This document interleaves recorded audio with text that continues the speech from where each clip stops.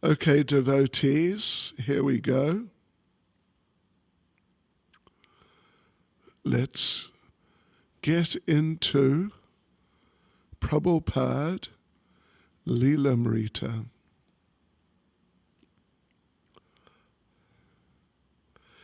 Nama Om Vishnupadaya Krishna Presta Bhutale Srimati Bhakti Vedanta Iti Namane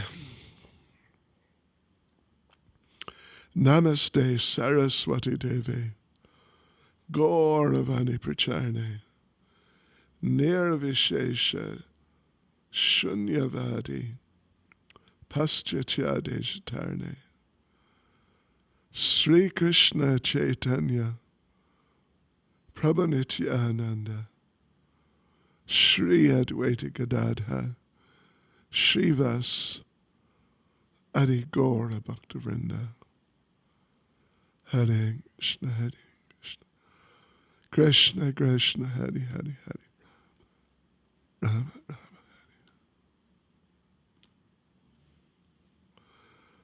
Hare Rama Rama Hare Ram Hare Ram Ram Ram Hare Hare.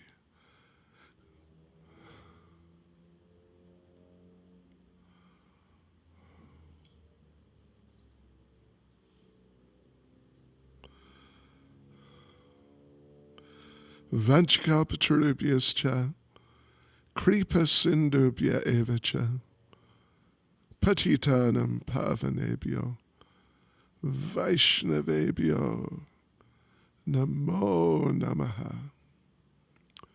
Srila Prabhupada Ki Jai. Okay, devotees, here we go. Let's see.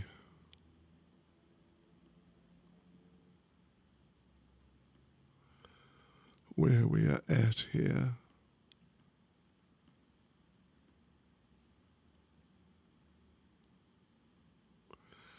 All right. Haribol. Haribol. Etikato.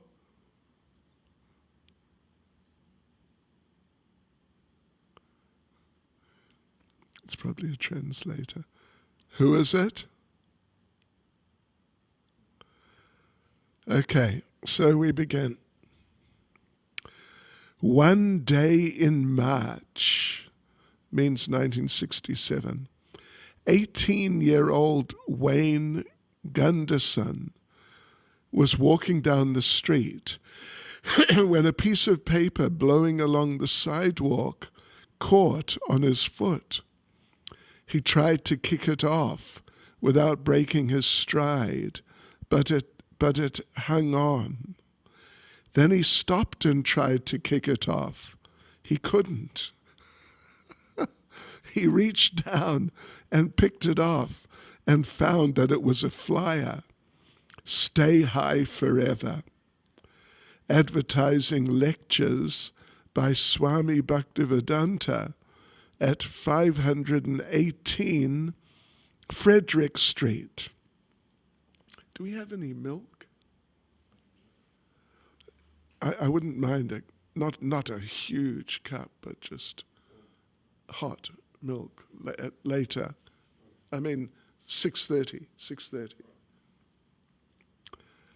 Like so many others, Wayne, a mild-mannered young man who worked for the post office, had come to hate Ashbury to take part in the revolution. He attended rock concerts and be-ins, browsed through the books and posters in the psychedelic shops, shared an apartment with his girlfriend and another couple, and took drugs. He was quiet, polite, and solitary. He didn't dress like a hippie, but wore clean, conservative, casual clothes and a whimsical, odd-looking sports cap. The flyer about the Swami seemed a timely coincidence because Wayne had been planning to go to India to find a guru.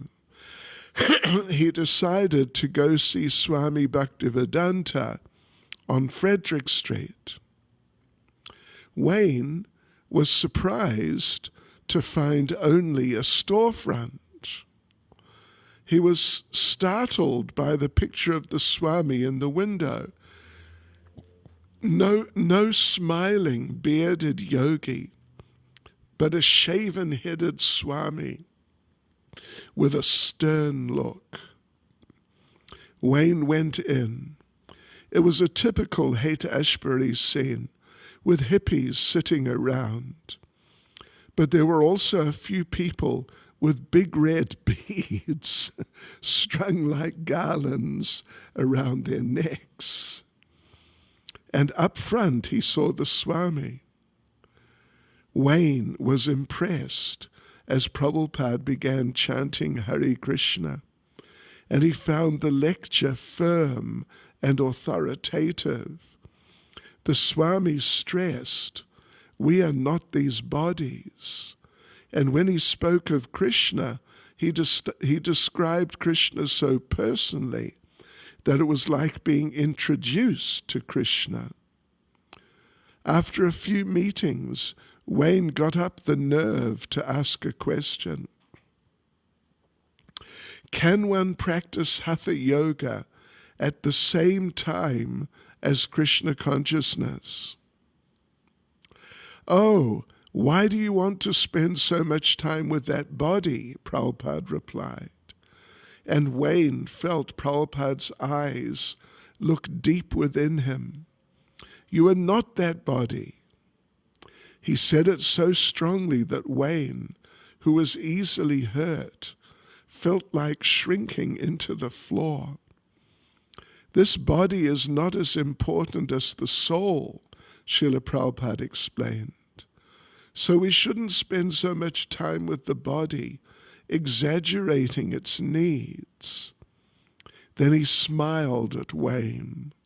"Besides, all yogas culminate in Krishna consciousness." And Wayne felt that smile lift him completely out of his diminished and crushed condition. Several weeks later, Wayne asked about initiation. When the devotees told him he should go up and see the Swami, Wayne went home and rehearsed his lines first. Anticipating what Prabhupada would say, Wayne prepared his own responses and contrived the whole conversation. Then, nervously, he approached Prabhupada's door. But before he could even knock, the door opened, and there was Prabhupada looking at him, not sternly as in his picture, but kindly, as if expecting him.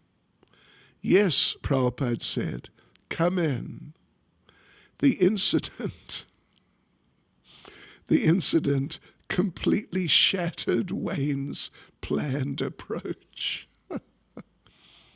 He concluded that Swamiji could read minds. So, trying to clear his mind of bad thoughts, he entered Prabhupada's apartment. Prabhupada sat in his rocking chair, and Wayne, who usually sat on the floor, sat in the only other chair in the room. Wayne immediately felt uncomfortable as he realized that it would be more proper to sit at Prabhupada's feet. But feeling too weak-hearted to alter the situation, he kept his seat, nervously fingering his sports cap. "Swamiji," he began, "I would like to be your disciple." Prabhupada immediately agreed. He asked whether Wayne could follow the four principles, and Wayne, although not even sure what the four principles were, said he could. Prabhupada then asked him what principle was the most difficult for him to follow. Well, he said, I have difficulty with meat eating. A lie. He was a vegetarian. But he was too shy that his real problem was uncontrolled sexual desire. Prabhupada laughed. Oh, that's no problem. We will give you prasadam. You'll be initiated next week. Wayne then asked if he would be able to go to India. He felt the Swami would be pleased to hear that his new follower wanted to go to his country. But Prabhupada seemed displeased. India? Why India? Wayne thought the real reason he had wanted to go to India was to find a guru. Well, he said, to learn Sanskrit. I will teach you Sanskrit, Prabhupada replied. So there was no need to go to India, and he would be initiated by a genuine guru next week, right here in San Francisco. Some devotees helped Wayne prepare for his initiation ceremony. Hayagriva lent Wayne his dhoti, a piece of yellow cloth much too large for Wayne. Devotees set up a sacrificial arena in the storefront. Oops.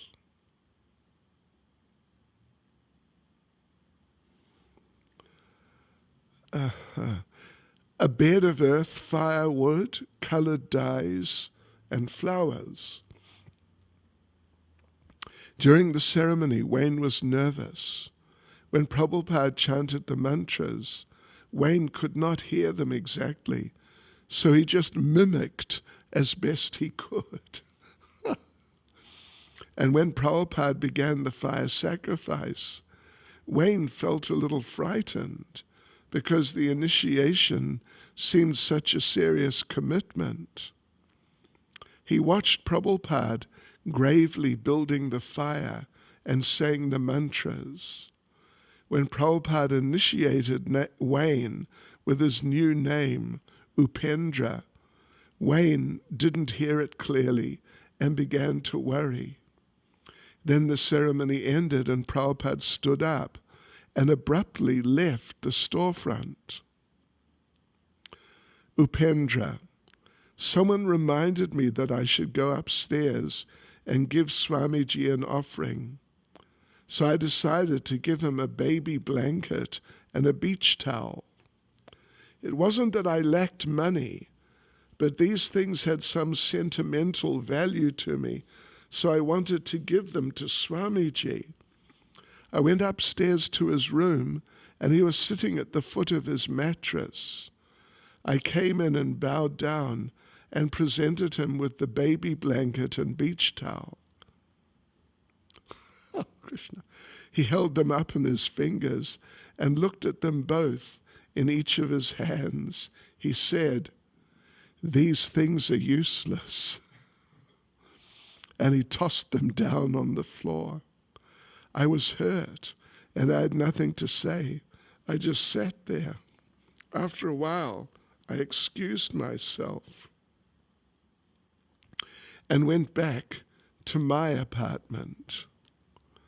The next day, I went to see Swamiji during his evening visiting time, and he had the beach towel and baby blanket out on the floor like rugs, so that his guests who came to visit would have something to sit on.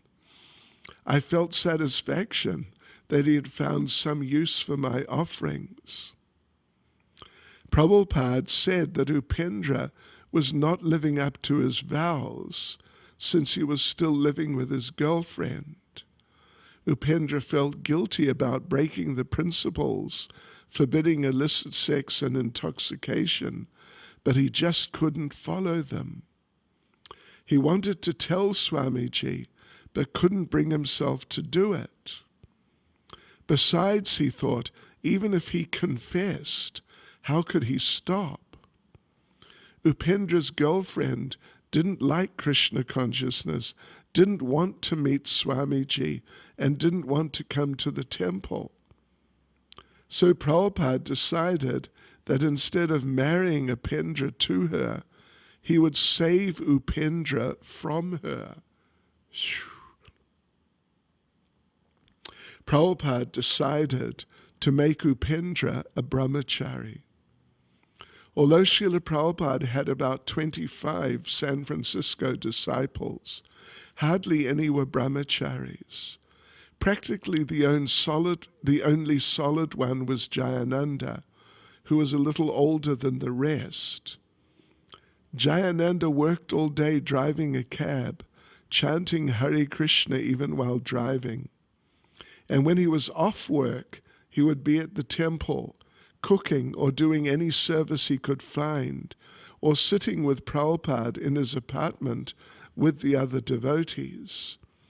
He was known for his serious japa, sitting cross-legged, eyes squeezed tightly shut. He would hold his strand of beads up in both hands and rock forward almost to the floor and back, chanting intensely, oblivious to the outside world. He was serious. And that was the only way one could remain a brahmachari. In New York, Prabhupada had about a dozen brahmacharis, but a more permissive attitude among his followers in San Francisco made brahmachari life more difficult. In the original Vedic society of ancient India, brahmachari life began at the age of 5. Parents would send their son to live with the guru at the Gurukul, where the boy would receive basic education, spiritual instruction, and strict moral discipline under the guru. Even Lord Krishna, in his transcendental pastimes on earth, had attended a Gurukul and very humbly served his spiritual master. The basic principle of brahmachari life was celibacy. By practicing celibacy, the brahmachari would develop great powers of memory and sensory control.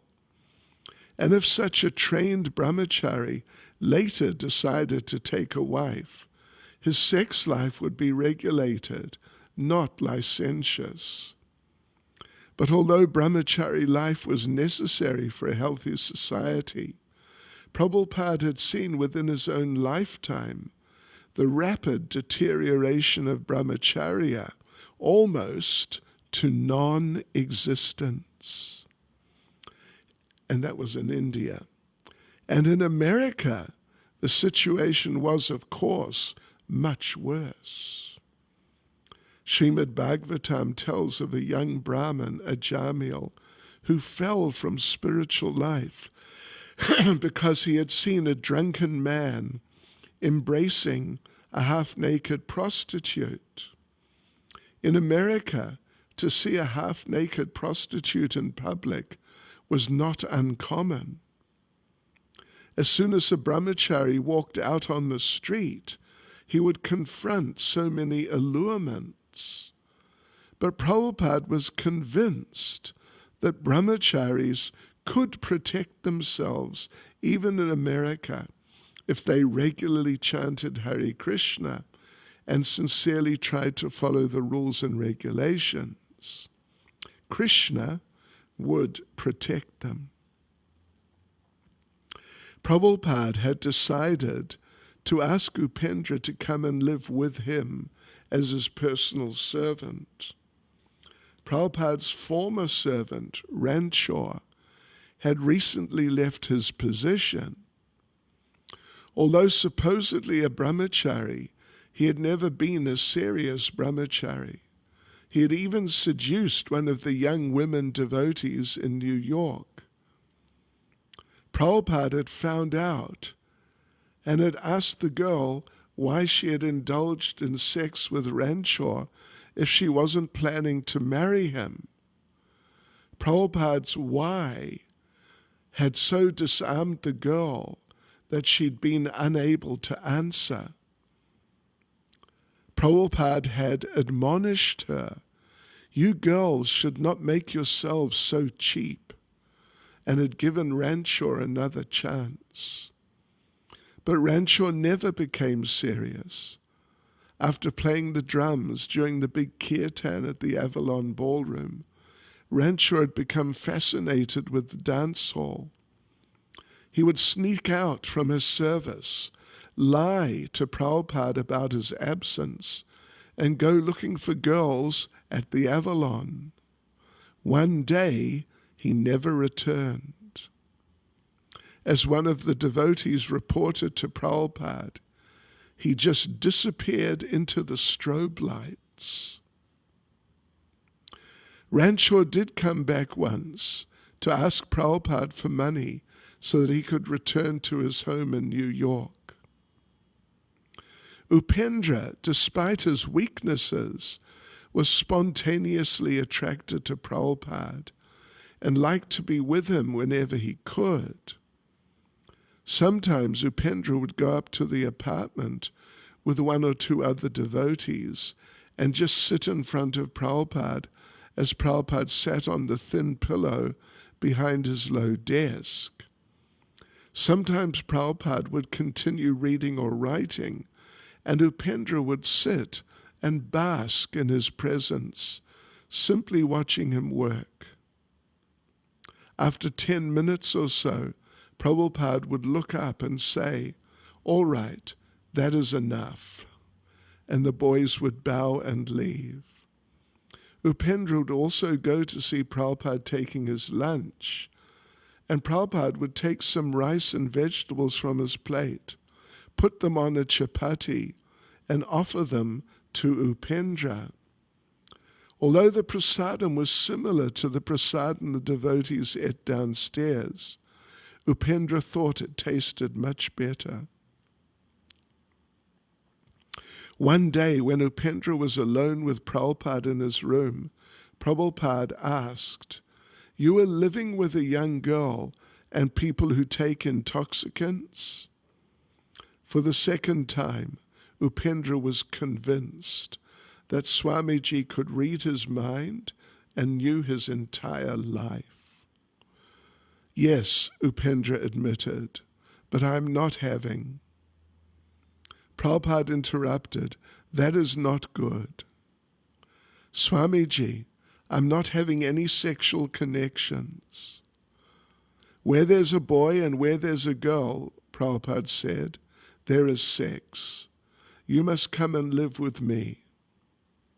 Upendra was delighted. "Yes, I'll come immediately." He took a few belongings from his apartment, left everything else with his girlfriend, and moved into the front room of Prabhupada's apartment. He was now Swamiji's personal servant. Prabhupada requested him to keep his job at the post office. Around midnight, as soon as Upendra got off work, he would return to the apartment. Prabhupada always left the door unlocked for him. Usually, soon after Upendra locked the door, crawled into his sleeping bag and fell asleep, he would be awakened by Prabhupada speaking into his dictating machine, composing teachings of Lord Caitanya. Upendra would nod off again and sleep until 6. Upendra relished this close association with his spiritual master and became always cheerful. "I just want to be Swamiji's dog," he would often tell the other devotees. One time, Upendra was reading to himself from Srimad Bhagavatam. The whole subject matter is so presented through the lips of Srila Shukadev Goswami that any sincere audience who will lend his ears submissively to this message of the transcendental world will at once relish the transcendental mellows distinguished from the perverted mellows of the material world. The ripened fruit is not dropped all of a sudden from the highest planet of Krishna Loka, but it has come down carefully, being handled by the chain of disciplic succession without any change or disturbance in the formation of the soft and ripened fruit. You don't have any questions? Prabhupada asked. Upendra looked up from the book. No, Swamiji, I accept everything you say. Prabhupada began rocking strongly in his rocking chair and smiled as Upendra kept reading. Then Prabhupada taught Upendra the proper way to hold a book while reading, with the palms of both hands up and off the lap. This advice gave Upendra greater enthusiasm to please his spiritual master by reading his books. Upendra was still bothered by sexual desires. He thought that maybe he should get married, but he was confused about what a Krishna-conscious marriage was supposed to be. How could you be married, he puzzled, if you didn't love the girl you want to marry? And how could you love her without having sex with her? He wanted to ask Swamiji about this, but he kept it to himself, waiting for an opportunity and for the courage. One day he entered Prabhupada's room as Prabhupada paced back and forth from one end of the room, with its 3 large bay windows overlooking Frederick Street, to the other end where his rocking chair sat. Now Upendra decided he would ask his question. Swamiji, he said, may I ask a question? Yes, Srila Prabhupada replied, stopping his pacing. If a boy is separate from the girl, then how can he learn to love her? Prabhupada began to walk back and forth again, chanting on his beads.